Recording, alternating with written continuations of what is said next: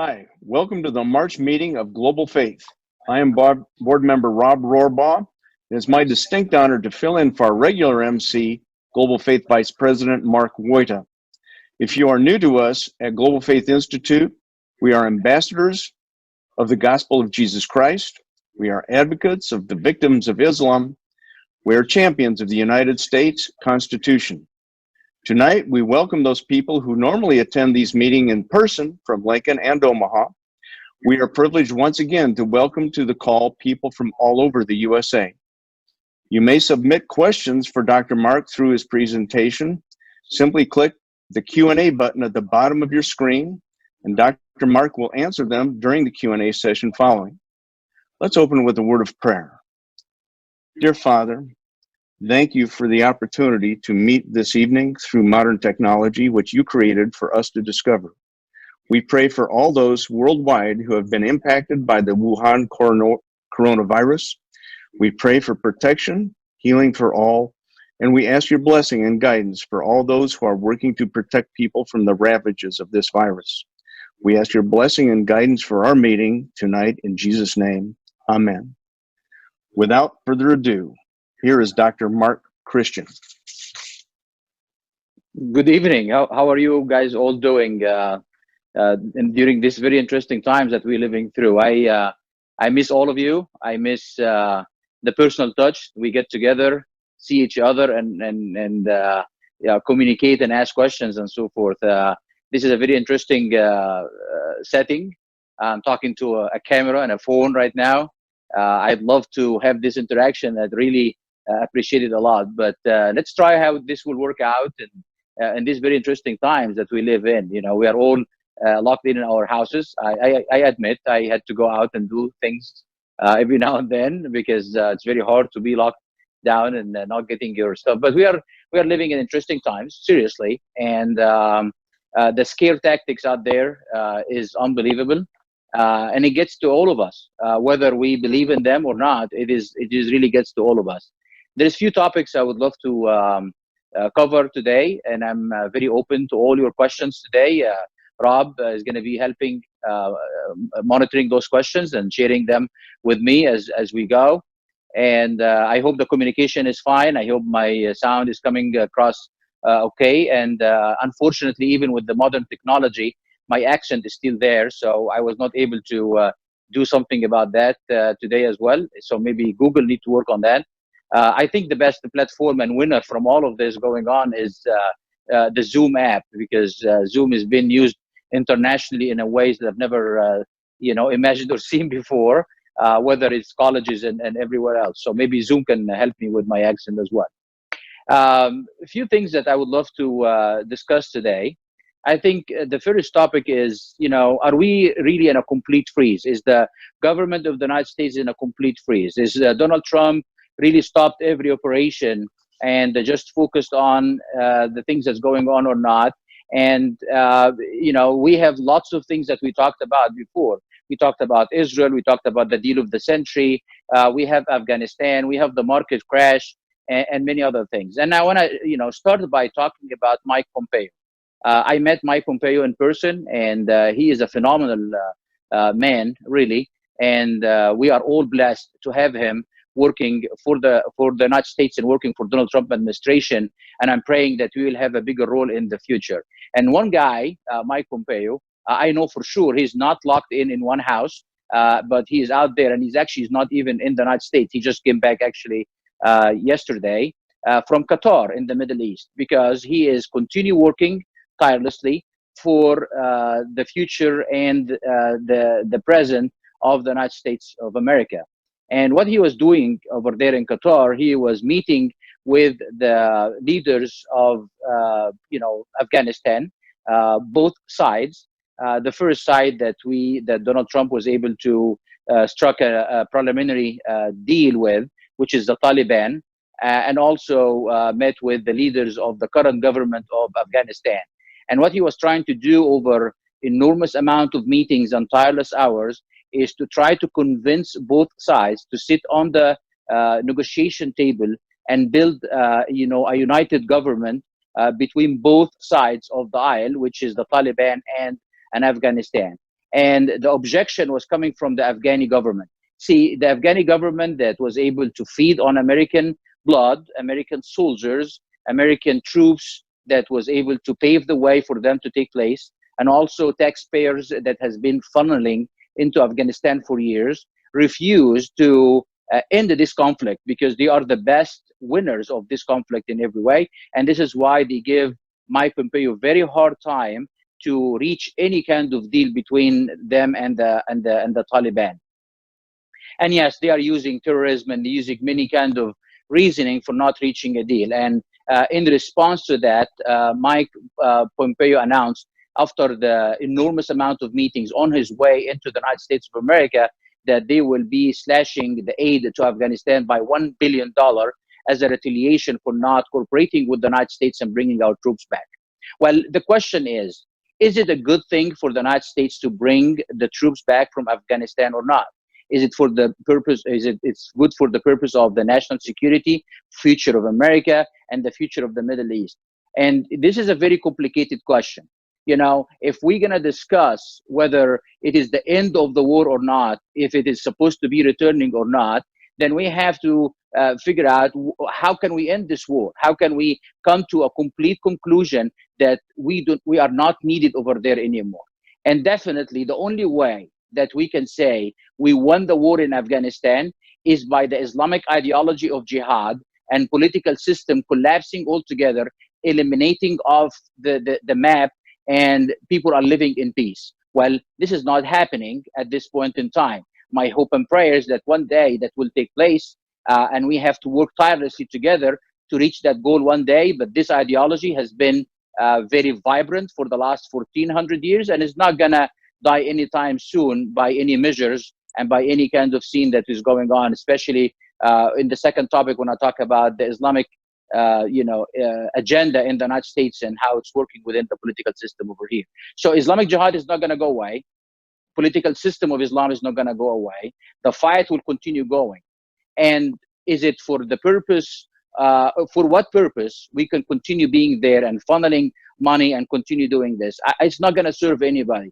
I think mission in a way was accomplished way back, even though I have many reservations about the beginning of the war in 2002 and 2003 and what took place over there and the Bush administration. And I can answer many of the questions. And, you know, if you really want to know what's going on, I was sharing with Rob the other day many of the things that took place during the early days of the war in Afghanistan and how it led to our defeat because of the deception of the Islamic Jihad and the leaders in the Middle East or in Afghanistan and Pakistan to the United States, and naivety of Bush during this time that started a war that he was not very well prepared for it. It was a very well justified war, in my opinion, but it was not a war that he was prepared for, and he was deceived by many leaders over there. So the war did not start right.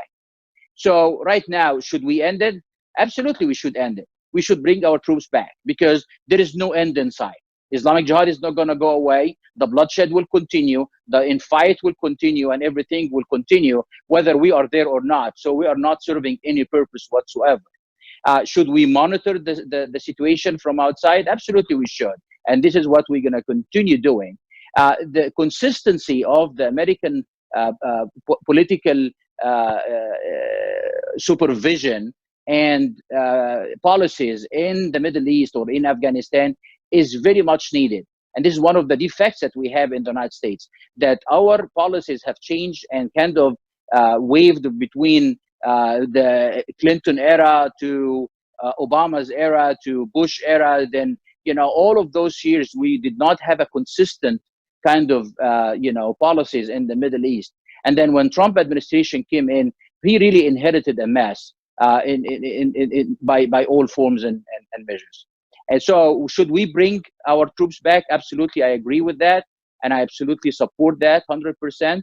I applaud Pompeo's efforts. He's not sheltering at home. He's working hard, doing the great work for the administration, for the American people, and also for the future of the American people. Yet, he was not successful.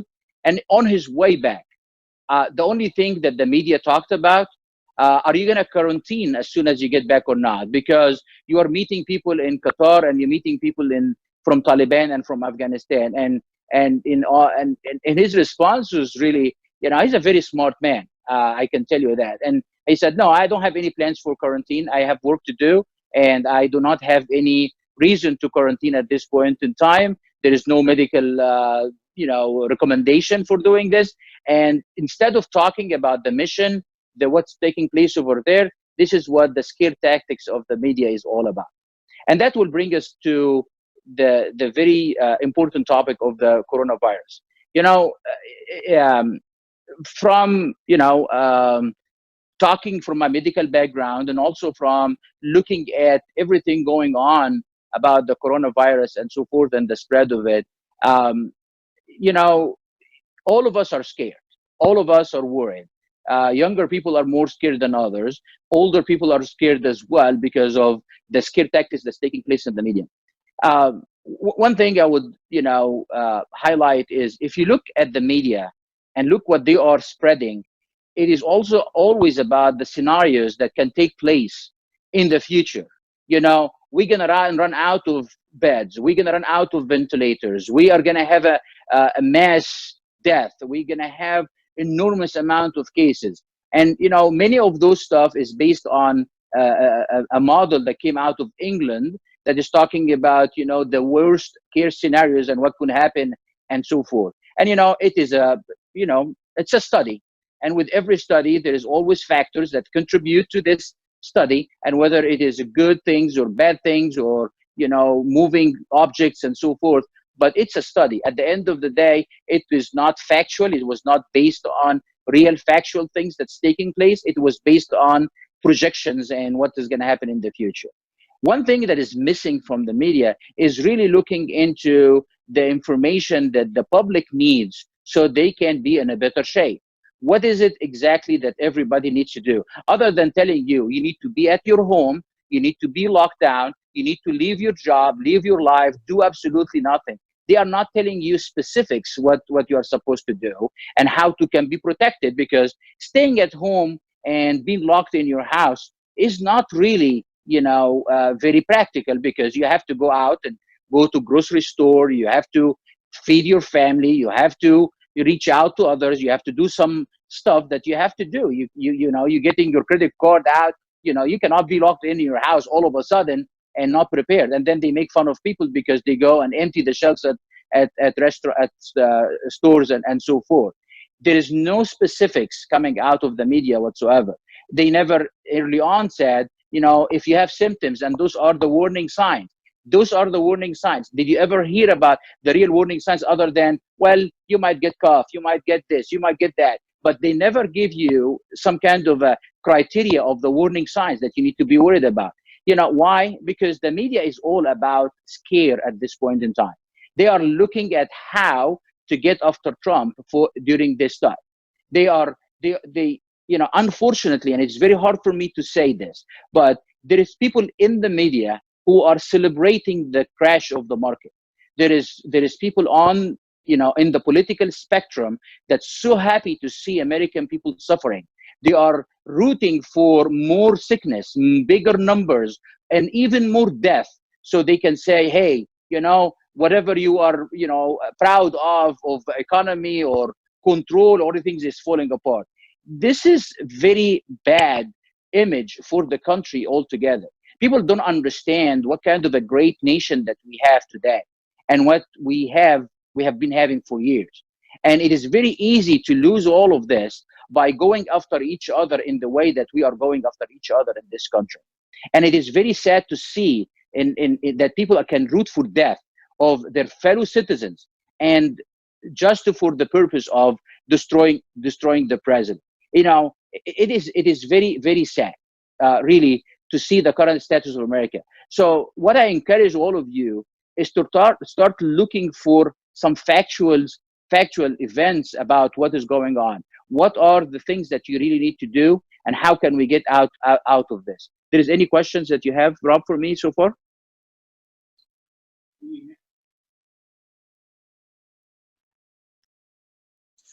We have three, Mark. Okay.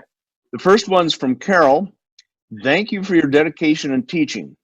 My question, does the current restriction on meetings, which is affecting our churches, apply to mosques in America? That's a great question, even though it's not addressing some of the issues I was talking about. But, you know, not 100%. There is many mosques in the United States has been meeting and then have been continue doing the prayers as normal as usual. And that is against all the narrative that's going on in the country. So they are not following the rules. You know, in general, you know, I applaud that the churches were able to find a different platform very quickly to meet and to continue doing, you know, services and so forth and reaching out. And I have seen many ads trying to reach people in this time to accept Jesus and to give their life to Jesus Christ and to be, you know, a time of repentance and so forth. And I find those all of great ministry. But on the other side, you know, you have to understand in Islam, for a person not going to the mosque, it's a serious issue, especially on the Friday prayers for men. You know, according to Islam and according to Muhammad, if a Muslim did not go to the mosque for 3 weeks in a row, 3 services in a row, then they have, without justification, then this is an act of apostasy and equal to what I have done as the major sin, leaving Islam and so forth. So even though many Islamic preachers, especially in Egypt, you know, following the advice of the president of Egypt because of him following the advices of Donald Trump, they were able to issue some fatwas that you are not supposed to go to the prayers and so forth. But in the United States, there is many mosques are not following this, and yet us Christians and citizens are, you know, respect authority, whether we understand or believe or follow or want to follow 100%, but we do it anyway. Unfortunately, lots of mosques in the United States still continue having their services, and I can look at a couple of examples and post them later. I don't have a specific examples in my mind right now. Any more questions? All right, thank you, Mark. Yes, there are 2 relating to Afghanistan. One person asks if keeping a base in Afghanistan in order to keep an eye on the neighbors, is there any value to that, and the neighbors being Pakistan and Iran? And the flip side, if we leave Afghanistan, won't the Taliban just rebuild? That's a great question. I will take the second part first. I'm going to give you a little bit of background of Taliban right now, first, because many people don't understand this. So, you know, in the United States, in general, people mix Taliban and Al-Qaeda together for very right reasons. You know, we did not see any kind of differentiation between the two, especially when people woke up on 9/11 and they have seen both Taliban and Al-Qaeda working with each other. But the fact of the matter, they did not do that throughout history or even the history of both organizations. So in the very beginning, Taliban was actually a kind of an Islamic movement that started in Pakistan, and the name Taliban means students, and they were working hard to, you know, keep the Islamic teachings and so forth. And when they saw the rise of socialism in Afghanistan, they came into infight between them and socialism and the Soviet Union. And this is when Al-Qaeda came in afterwards to join forces with Taliban, okay? And they continue working with each other for many years. People don't know this, right? Before 9/11, Taliban, which is Afghani and Pakistani people, they did not want to continue the fight, especially against the United States. That comes to a surprise to many. Taliban did not want to continue the fight. And one of the major leaders of Taliban went to Europe and actually start sounding the alarm of the Taliban and Osama bin Laden trying to take over the organization altogether and make a base within Afghanistan and indefinitely to fight America. And this guy, upon his return to Afghanistan, was assassinated by nobody other than Osama bin Laden himself. And after that assassination, the Taliban and Al-Qaeda start working together. And then we had the events of 9/11, and the majority of people did not know about the existence of those organizations, did know the history, did not know the infight between the two whatsoever until the 9/11. And what they have seen at that time is just the two organizations working together. Okay, I'm not saying Taliban is a good people whatsoever. It's just an organization that has some kind of nationalist Islamist mentality that they want to work within Afghanistan and work with Pakistan and so forth. One of the things that Trump found within upon the advice of real advisors is that if Taliban was start kind of taking away the American existence in Afghanistan, they're not going to continue stop jihad, because jihad is part of Islam, Islamic jihad, fight and so forth. They will minimize the number of attacks, and they will be more tolerable. And adding to this, if we let Taliban be part of the government of Afghanistan, then they might actually stop fighting altogether, and to become more of a political system that we can keep an eye on if we have bad actors within that regime and so forth. And this is exactly what Mike Pompeo was trying to do after the initial meeting or talks with Taliban. He started following the steps and trying to infuse Taliban into the government of Afghanistan. I hope that you are following me of all of this stuff. Okay, so to answer your question, is Taliban continue being a bad actor? Yes, they will be, because any Islamic Sharia-abiding jihadist organization, whether it is Saudi Arabia, Qatar, or Taliban, they are all of the same. They are all organizations that take jihad as the major and the most important part of their faith and their religion, and they will continue, espousing the teachings about political Islam and so forth. But they are more of a contained enemy as a part of the government of Afghanistan more than not, if they are not part of that. And this is what Donald Trump is following by ending this war. He's not just withdrawing and leaving it. He's trying to build kind of a structure within the country. So when we leave a country that is more intact and at least on the right path of minimizing terrorism and bloodshed. So this is a great thing. Okay, so to leave and to infuse them. Are they going to continue being bad people? I said that already. They will continue doing this. Okay, so the second part of the question, should we leave a base over there or keep an eye over there? Absolutely. How does that look like and so forth? I will leave it to the experts on the ground, and that will continue being fluctuating, depends on the time. It might be a very strong, presence in the early on years. If that becomes successful, it might be less. Tension might increase, changes will happen. And this is what I'm saying is actually one thing that is weakening the United States of America is the consistency of the policies in the Middle East. If we have a consistency of policy, then we have a better, handle in this fight that is going on. But we do not. When the people of the United States of America elect somebody like Obama, for example, and they not understand what he's espousing and what his ideology is about, then he's changing everything, and he's pushing for the Muslim Brotherhood in the Middle East and created the chaos that we do. So I am praying for more informed and more educated, American citizens who are voting according to a bigger understanding of what's going on. Thank you, Dr. Mark. From Anonymous, changing the topic a little, do you think China will buy a large part of the U.S. through the stock market now? Wow. I don't want to buy into conspiracy theories, but there is many question marks, as I totally understand that many of us on this platform and others across the country and across the globe who have many big questions about the virus and the spread and the hiding early on and the numbers right now.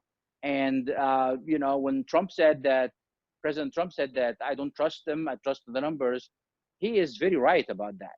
And one of the things that, even though Biden is putting a very sensational ad about, how Trump is not, appropriately leading the country at the time of the need, it's very interesting when this is coming out of Biden, because if you hear him talking, he's even worse than me. That's a big level there. But really, Trump did a great decision early on by stopping, travel with China. China is stepping in, and they are benefiting, in multiple ways right now. They are sending mediocre kind of, stuff to Europe right now, and to Italy and to Spain, and selling them for double the price, whether it is protective gear or Chinese second category stuff. The Chinese top category stuff, is not that good anyway. So talking about second and third is not, you can imagine how it looks like. You cannot even have a Happy Meal with it at McDonald's. But the fact is, they are benefiting from this, yes. The other problem is that you're alluding to is about the stock market and economics. In a way, Trump was going after them big time. Trump was doing, deals with them and crushing them. And for the first time, their economics was not going very well for the first time in years. So there is retaliation. Absolutely, there is. They hold a lot of debt, even away from the stock market. That United States national debt is huge, and they own a lot of that. So China is a bad actor. Are they going to buy into the stock market? I don't know, but we should keep an eye on what they are trying to do. And not only the Chinese, by the way. We need to look at the whole global kind of movement against Trump. And, I'm not talking about Trump as a person. I'm talking about what Trump represents. You have to keep in mind that Trump is kind of giving life into a movement that is for those who are being marginalized for years by the globalists and by the Islamists. So Trump was going after immigration, was going after China, was going after European nations, and then he also gives so much power to the Brexit and what took place in England. There is lots of leaders, like in Brazil and other places, who find Trump as a role example, and people across the globe will start looking at the people who voted Trump in as an example, and they start to becoming more voicing their opinion and so forth. So the whole Trump movement, it's not the Trump person, it's not the Trump tweets, it's a Trump movement altogether, has given life to many people who have been marginalized. And he was going after a lot of things. He was going against the political Islam. He was going against the Chinese. He was going against the globalists. He was going against the immigration chaos that is going on and so forth. Chinese are benefiting, the rest is benefiting. Everybody has their knives ready. They want to have a kill. I am praying that is not going to happen, because the great people of America is going to stand up and see through this and fight the good fight and do the right things. I'm over here a 501c3. I'm not advocating one candidate over other. Vote American. Vote by educating yourself before you make your vote, but understand that so many is on the stake. This country, we are fighting for the soul of this great nation, and also for the future of other nations as well, who see us as an example, who see us as a beacon, as a shining light on the hill. And if we fail to do the right thing in America, many others are going to fail as well, and globalists and Islamists are going to win. And this is the last thing we need for us and for humanity. Any more questions? Thank you, Dr. Mark. Yes, there are. There are a couple of questions here, which perhaps we could combine. There are a couple of questions about the projections of the mortality rate. And one question specifically references Niall Ferguson, whose gold standard predicted 500,000 deaths in the UK. And he has admitted his model is wrong. What can we do? Is there an opportunity to project a more reasonable, a more educated count of those infected, those actually contracting the disease, and those who ultimately pass away from it? This is an amazing question, and this is what I was alluding to early on. When we are talking, we do not have the facts, and those are the facts that people need to ask. So I would love to tell you that there is statistics about those who have been cured, and what was the reason for their cure. What is going on with the statistics about the younger people, the older people, what are the problems and so forth. all of those questions that you just asked is not out there in the media. And this is the sad part. So how can we actually get information? You know, you have to start looking at the facts and look at the numbers. One of the things that I see in the numbers is Germany, for example. Germany is doing a great job. The number of mortality in Germany is way less, and you know, than any projection in any other nation, even though they have a large number of cases. Are we hearing in the media what Germany is doing to do that? Absolutely not. We have, when we have 7,000 patients in America, you know, just a few days back, everybody was asking for ventilators. And, you know, in New York, they need 40,000 ventilators, even though they have 20,000 patients. I don't know how is that. And they say that we need it immediately. And Trump says, we're going to send you ventilators. We are in the process of sending. No, we need 40,000 today. Well, are they going to put every patient on 2 ventilators? I don't know what, you know, can we get real data? Can we get real information? We don't. So unfortunately, your problem is my problem, is the problem of all us nations. We do not have a media. And when I'm saying media, the main purpose of the media is to propagate information for the best of the public. So the public will be informed and know how to act and how to interact, how to be safe, and how to learn things. And the media is failing miserably. And when we hear, you know, and the thing is, when Trump put all of those events every day to address the issue, you have those, you know, reporters going after him and bickering and trying to get him into, you know, got you stuff like that. You know, when I look at it today, it is unfortunate. Like, really, I feel like this is like a, you know, a man divorced his wife, and then the man is going after the wife no matter what. This is how the media is that very deranged man who is going after his divorced wife. Whatever she does, she's bad. You know, if she start going to gym, oh, she has diabetes. If my mistakes is the problem with her, she is the reason for every problem. Well, can we stop focusing on Trump for a second and send information to the people? Unfortunately, we're not. So to answer your question, how can we get data? Look at the numbers by yourself. Try to estimate. Do you know anybody who has coronavirus? I think one of the best things I've done is I start looking for patients, especially doctors. And I communicated with a couple of doctors. I communicated with a doctor in Italy, and I try to understand what he's doing. And there is many people like this. We need to get the information from the people who are sick or nobody who is sick, and to try to get the facts and so forth, so we can understand where we're at and how can we protect it. Nobody is doing this job, unfortunately, in the United States of America. Thank you, Dr. Mark. Along the same lines, there are a couple of questions about the left trying to use this crisis to take President Trump down, to destroy America. One question here is rather pessimistic about how far along the destruction is. There are signs of a medicine, and I did not record its name, actually being used. The malaria. One of our own state senators has is, what can we do? What approach can we take differently?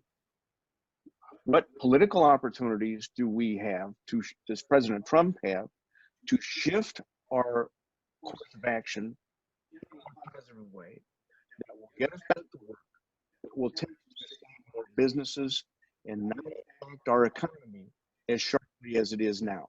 Are you reading a question or you're asking your question? I'm asking.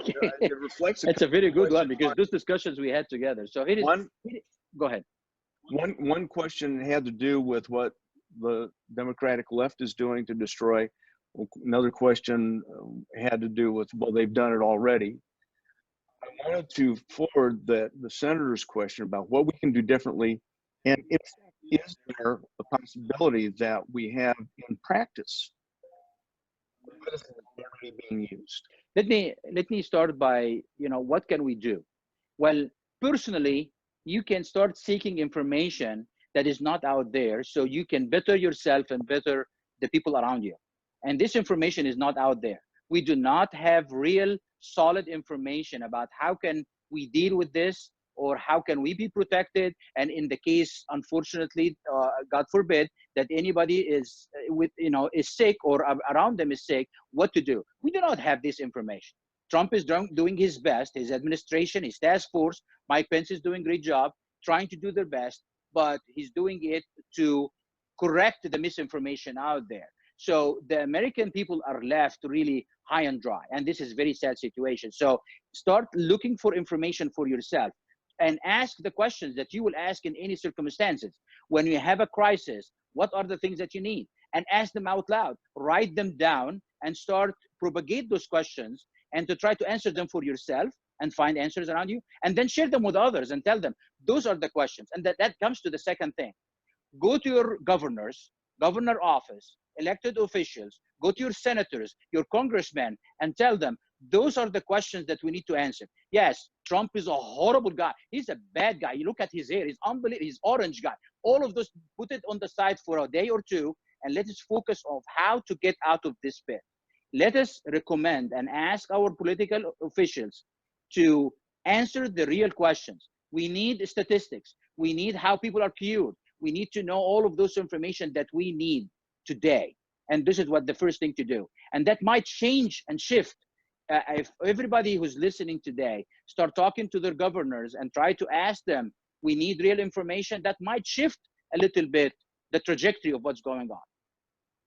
Part of what you ask about is how much, problematic situation that we are in. Well, it is a problematic.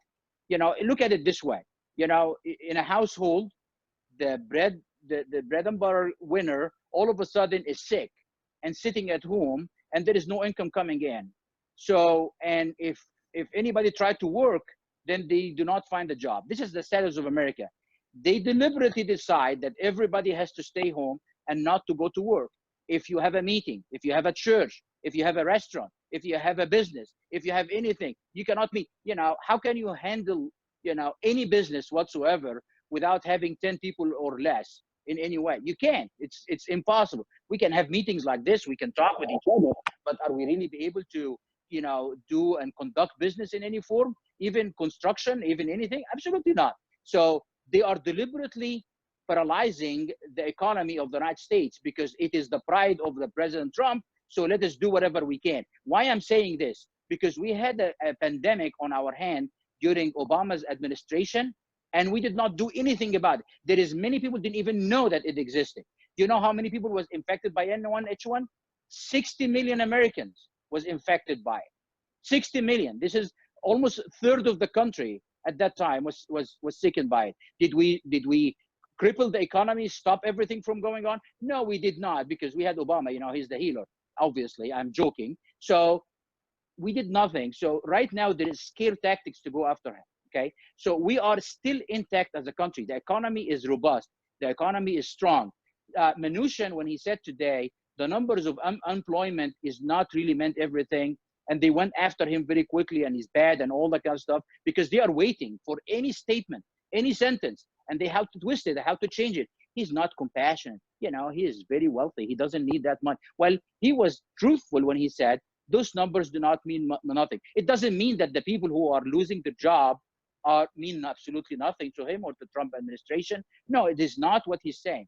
What he's saying is those numbers will be corrected very quickly as soon as we have the economy back on again. All of those who left restaurants, the restaurants are not, they're going to continue being there. And this is why when Trump was pushing, and the Republican and were pushing for the stimulus package, enormous stimulus package.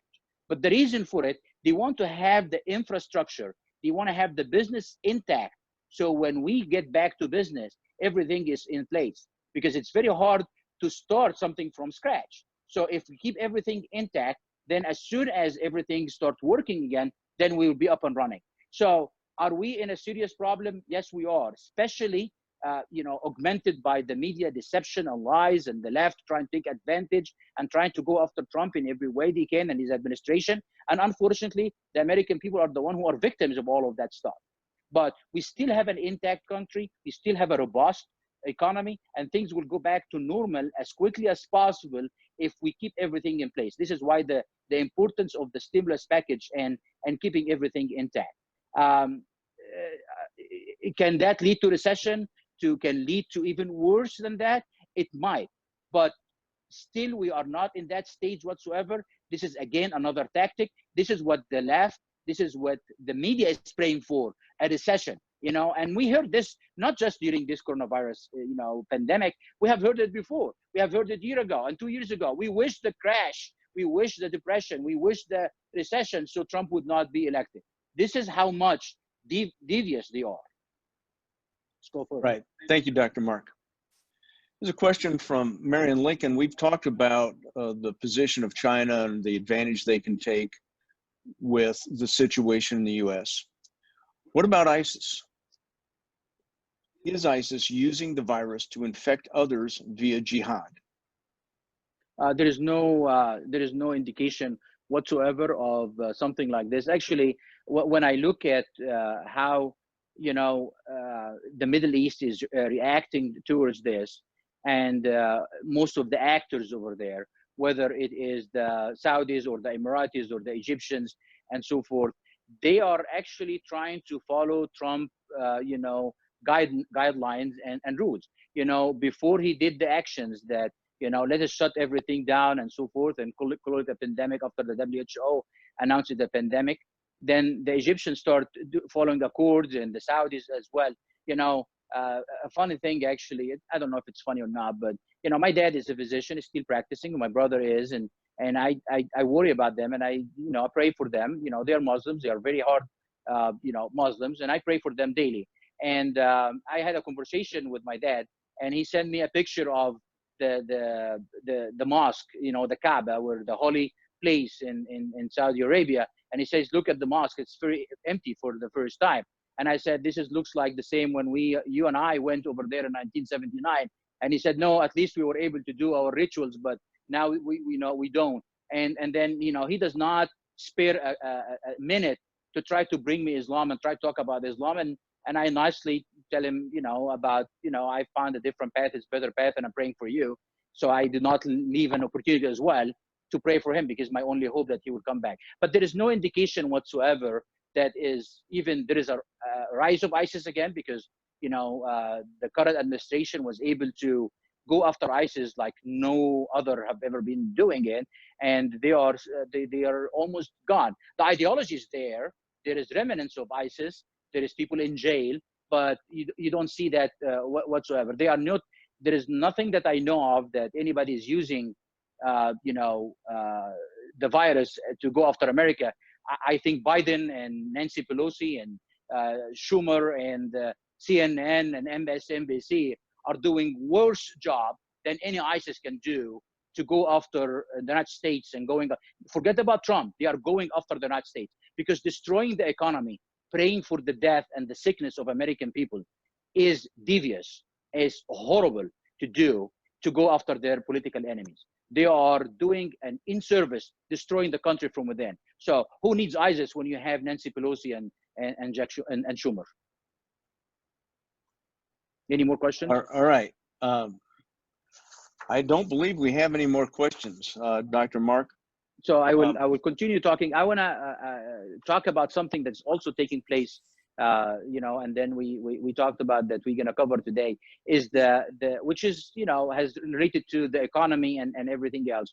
There is an infight between the Russians and the Saudis over the control of the oil market. So I always like to give a little bit of background of what's going on. I don't know if you're aware of this or not. Many of us is looking at the pump. If you ever go out, which is, they are scaring us to go out because, and people acting weird, by the way. If you go out, go to the Walmart or stuff, people I feel like I'm walking in a movie, science fiction, old movies or something that, people are acting weird. Many people are acting weird. If you ever go out and you have to put gas in your car, you can find gas for 1.8 and, $1.80 and so forth. And maybe this is the only thing that you know about, the gas prices. But really, what is driving the gas prices down is actually the demand. The China demand was plummeting, but there is other things that, the fight between the Russians and the Saudis, which is something that I wish people would know as well about what's going on, because of the significance of that, and also to tell you what is going on in the Middle East and how our current policies are changing things. So to give you a little bit of background of what's going on, in 2014, when the United States started going, better in shale and all that kind of stuff, the prices start going down of oil very big. And Saudis and the Russians start forming a coalition that they call it the OPEC Plus during the Obama years.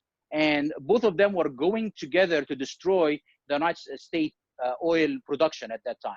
And they wanted to try to work with each other so they can drive the prices down as much as they can. And to, the Russians and the Saudis are the biggest producers of oil in the world. And the bigger companies, both of them are, the biggest companies. So they wanted to stop America from, having some saying in the oil prices and so forth. So they built a coalition. It's called OPEC Plus. So lately, just because of the beginning of the coronavirus at the end of last year, in China mainly, and the demand of oil was going down, this is when the Saudis called for a meeting for the OPEC, and they invited the Russians, as usual, to since 2014, so they can work with each other to keep the oil prices above, $40 a barrel and so forth. So the production will continue, and people are not gonna, the oil producing companies, whether Venezuela and Mexico and European nations and so forth, to continue having benefits and so forth. Russia, out of this meeting, said to Saudi Arabia, no, we're not gonna work with each other. I wanna keep the price down as much as I can. I will bring the price down. And the reason for that, for two reasons. Putin is not, loving Trump as much as the media try to tell us. There is real competition going on, and he is hurting, especially with the sanctions that the United States put recently on the oil company of Russia. And Russia wants to get back at the United States for those sanctions, and also wants to bring the price down as much as they can, so they can hold the oil production in the United States, especially the shale and so forth. The Saudis stepped into the game very quickly and said to the Russians, we're gonna eliminate this kind of working with each other, the OPEC Plus, and we're gonna, put oil in the market so we can have a share into it, and they start going and fight. The end game is the oil prices went down, which is hurting the economy in the United States, and also hurting, the oil production in the United States. This is why it dropped by 30%. But it cannot come in a better time, more than, this time where we have less demand, and the Chinese have less demand and so forth.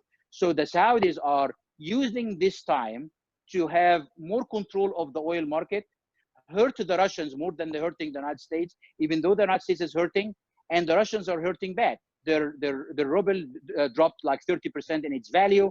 Their oil production, went down. And the oil prices went down big time, and they are hurting very bad. So we are benefiting at the gas pump, as Trump said, and it is the best time to do this infight.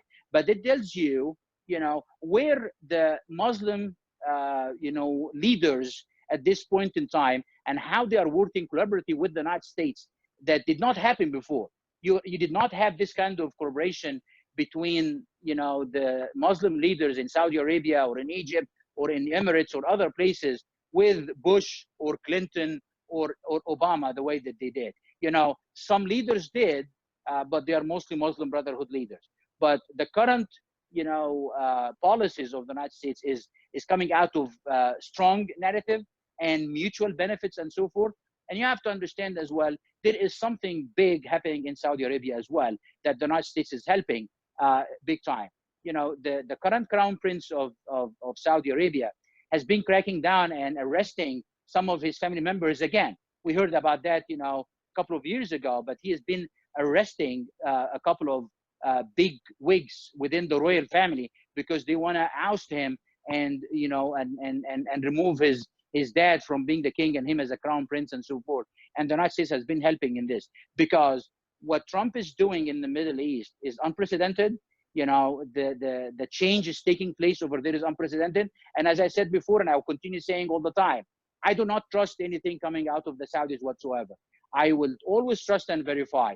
But the common narrative right now, if we keep our policies the way it is, I think we're going to the right direction. So anybody has any questions about this topic? There are no questions on the board now, Doctor. But there is any other questions you have? Nobody. I don't think I do. Okay. Unless you want to talk about next month's meeting. Oh, we're about to close.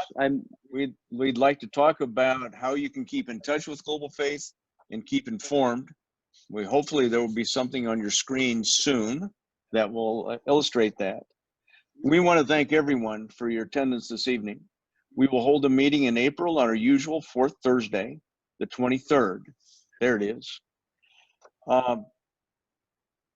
If possible, it will be in person for Lincoln and Omaha, but we will keep you posted.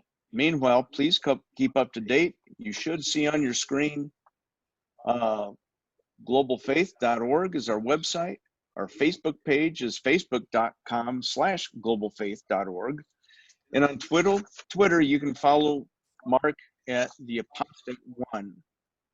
I think that's it. I'm having part of my screen is covered up. Oh, yes, at the Apostate One. So you should see all of those on your screen. Once again, thank you for attending. Until next month, may God's blessing and protections surround you. Thank you.